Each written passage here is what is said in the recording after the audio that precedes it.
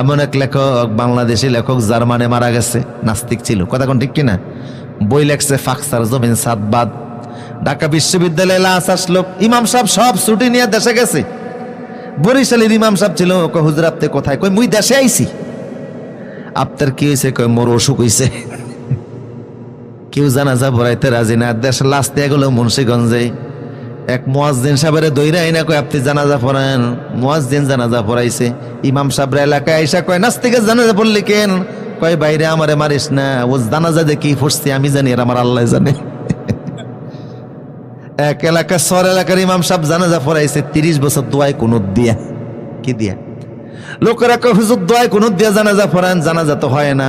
কয় জানাজা না হইলে একটা লাশ তো আমার আইসা বলে নাই হুজুর জানাজা হয় না, আবার পড়াইয়া দেন।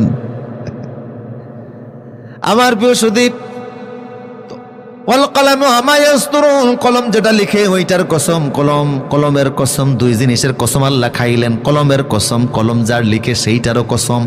দুই জিনিসের কসম খাওয়ার পর এবার আল্লাহ বলছেন মা আতা বিনিআমাতি রাব্বিকা বিমাজনুন।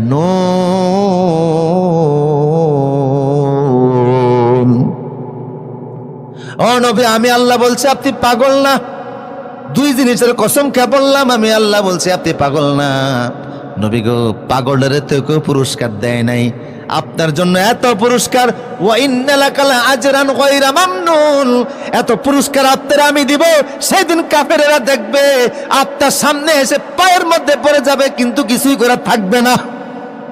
আজকে যারা আপনার গালিগালাজ করে, বিরোধিতা করে, তারা দেখবে সেদিন আপনার পুরস্কার, ইমানদারদের পুরস্কার, আল্লাহওয়ালা লোকদের পুরস্কার কত বেশি।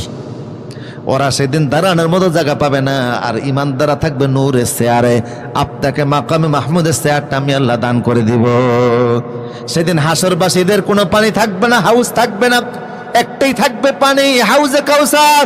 ওটার মালিকানা আল্লাহ আমি আল্লাহ আপনারে দিব। আহলা মিনাল আসাল, যেই পানিটা মধুর চাইতে মিষ্টি, আবিয়াজ মিনাল লাবান, দুধের চাইতে সাদা, পামান সারিবা মিনহুল আমিয়াজবা বাদা। ওই পানিটা একবার যদি কেউ পান করে তার আর পিপাসা লাগবে না। নবী হে, ওই পানিটা আপনার হাতে থাকবে। সেদিন কাফেরেরা দেখবে হায় হায়, কার বিরোধিতা করলাম, কারে গালিগালাজ করলাম, কাদেরকে দিন প্রতিষ্ঠায় বাধা দিলাম, আজকে তাদের কত সম্মান।